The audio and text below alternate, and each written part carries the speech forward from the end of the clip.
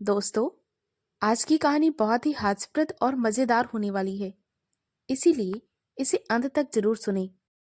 अगर वीडियो अच्छी लगे तो इसे लाइक और शेयर करें, और अगर आप मेरे चैनल पर नए हैं तो प्लीज मेरे चैनल को सब्सक्राइब करें। तो आइए कहानी को सुनते हैं।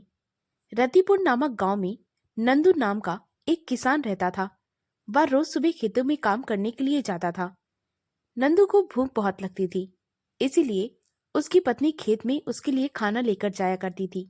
जैसे ही दोपहर होती थी, नंदू अपनी आंखों पर हाथ रखकर दूर रास्ते की ओर देखता कि उसकी पत्नी उसके लिए खाना लेकर आ रही है या नहीं। एक दिन की बात है, नंदू की पत्नी उसके लिए खाने में सरसों का साग बनाकर लेकर आई। नंदू को साग बहुत पसंद था।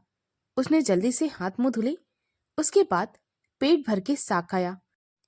आज नंदू की पसंद का खाना था, इसीलिए नंदू ने ना जाने कितनी रोटियां खा ली। खाना खाने के बाद उसने अपने पेट पर हाथ फेरा और फिर अपने काम में फिर से लग गया। वह खेत में हल चलाने लगा। नंदू की पत्नी भी घर चली गई। थोड़ी देर बाद नंदू को अचानक से लगा कि उसका पेट भारी हो रहा है। उसने सोचा कि शायद पेट में हवा वायु भरी है, इसीलिए पेट भारी भारी हो रहा है। उसने सोचा जब यह वायु निकल जाएगी तो आराम मिल जाएगा। नंदू ने इधर उधर देखा। आसपास के खेतों के लोग अपने खेत में काम कर रहे थे। नंदू को उनके सामने अपने पेट की वायु निकालने में शर्म आ रही थी। इसीलिए नंदू ने सोचा कि मैं कोई एकांत जगह जाकर अपने पेट की वायु निकाल दूं। नंदू जंगल में चला गया। जंगल से ही एक रास्ता होकर जाता था जो शहर तक जाता था। आज गांव में सरपंच जी के यहाँ पर एक बहुत बड़ा जश्न था। होता भी क्यों ना, सरपंच जी की पत्नी को विवाह के 12 साल बाद एक बेटा हुआ था। 12 साल बाद सरपंच जी ने संतान का मुख देखा था, इसीलिए उन्होंने तारा नाम की एक गायिका और चंपा नाम की एक नर्तकी को बुलवाया था। चंपा और तारा अपनी मंडली के साथ उसी रास्ते से होते हुए रतिपुर गांव आ रही थी। चंपा के साथ उसकी पूरी मंडली थी। कोई ढोलक बजाने वाला, कोई तबला बजाने वाला, तो कोई हारमोनियम बजाने वाला। जिस समय नंदू वहां जंगल में पहुंचा, उसी समय तारा और चंपा अपनी मंडली के साथ वहां से गुजर रही थी। नंदू ने सोचा कि उसे वहां पर कोई नहीं देख रहा है। वह एक पीपल के पेड़ के नीचे गया और उसने अपने पेट की वायु निकाल दी। वायु के निकलते ही इतनी जोर का धमाका हुआ कि पेड़ के सभी पत्ते हिलने लगे। उसी समय चंपा और तारा का लश्कर वहां से गुजर रहा था। जब उन्होंने यह आवाज सुनी तो वे थोड़ी देर वहां पर ठिठुक गए और इधर उधर चारों ओर देखने लगे। उन सभी को यही लग रहा था कि जैसे भूकंप आया और चला गया। इधर उधर देखने के बाद वे सब फिर से चल दिए। नंदू ने उन सबको देख लिया। नंदू ने सोचा कि जैसे मैंने इन सबको देख लिया है, इन सब ने भी मुझे देख लिया। नंदू को अब बहुत शर्म आ रही थी, परंतु वह क्या करता। वह चुपचाप अपने खेत चला आया। उसने अपने खेत की जुताई की और हल लिया, घर की ओर चला आया। जैसे ही वह गांव के अंदर पहुंचा, उसने सुना कि ढोल नगाड़े की आवाजें आ रही हैं। नंदू को जलसा देखने का बड़ा शौक था, परंतु आज वह जलसा देखने कैसे जाता, उसे बड़ी शर्म जो आ रही थी। परंतु जब नंदू के मित्रों ने जोर जबरदस्ती की तो नंदू जाने को तैयार हो गया। उसे भी जलसा देखना बहुत पसंद था। गाने सुनना बहुत अच्छा लगता था, इसीलिए वह भी अपने मित्रों के साथ वहां पर चला गया। नंदू मन ही मन सोच रहा था कि मैं दूर खड़े होकर नृत्य देखूंगा, ताकि तारा देवी और चंपा की नजर मुझ पर ना पड़े। जैसे ही नंदू वहां पर पहुंचा तो तारा ने अपने तानपुरे पर तान देते हुए एक राग छेड़ा।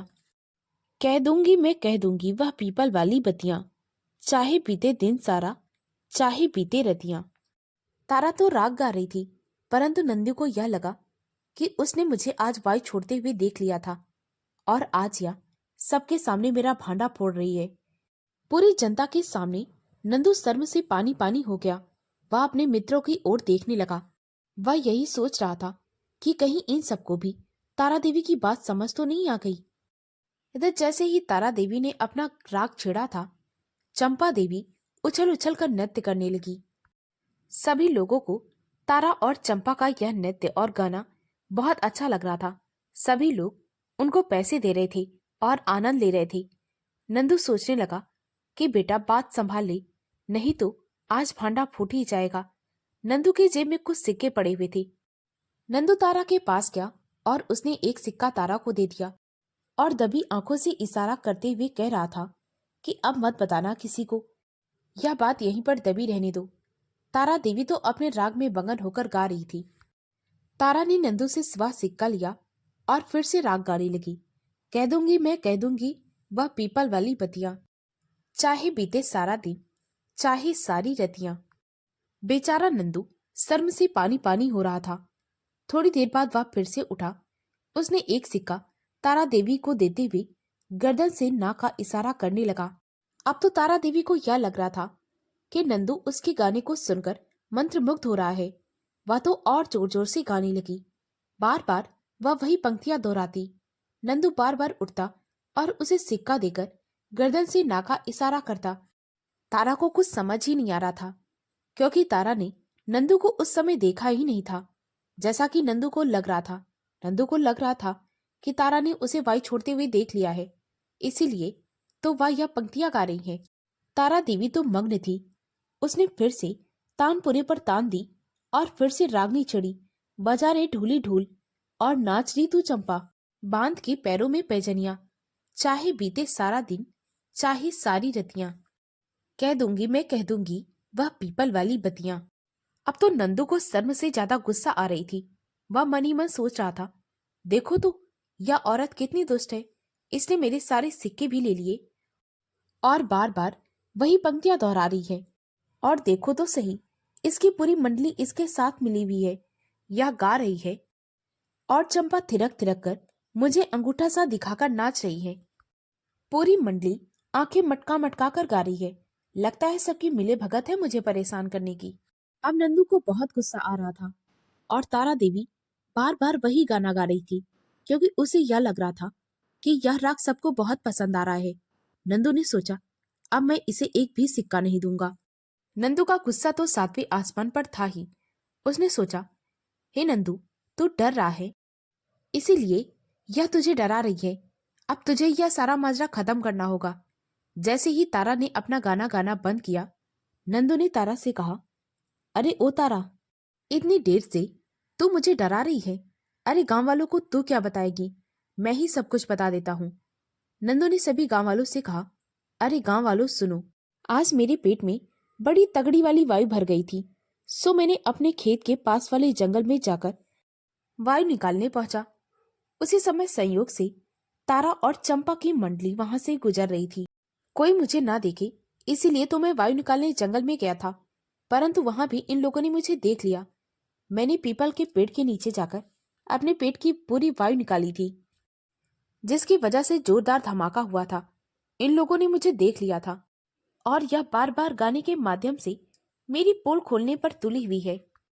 देखो भाइयों, इसने मेरे कितने सारे सिक्के लिए हैं। मैं बार बार इसको मना करता रहा, परंतु यह नहीं मानी। ले अब मैंने ही बता दिया सबको पीपल वाली बतियां। बस नंदू का इतना कहना था कि सारे गांव वाले जोर से ठहाका लगाकर हंसने लगे। थोड़ी देर बाद तारा ने नंदू को अपने पास बुलाया। जब नंदू तारा के पास पहुंचा तो तारा ने नंदू से कहा, अरे नंदू, हमने तो तुम्हें देखा ही नहीं था। हाँ, हमने आवाज जरूर सुनी थी। हमें तो लगा था कि कोई भूकंप आया होगा। और रही बात पीपल वाली बतिया की, तो वह तो मैं अपना गाना गा रही थी। कह दूंगी मैं कह दूंगी पीपल वाली बतियां, चाहे बीते सारा दिन, चाहे सारी रतियां। इस गाने में तुम्हारे धमाके का कोई भी जिक्र नहीं था नंदू, तुमने मुझे गलत समझ लिया। अब नंदू ने जब यह सब कुछ सुना तो वह और शर्म से पानी पानी हो गया।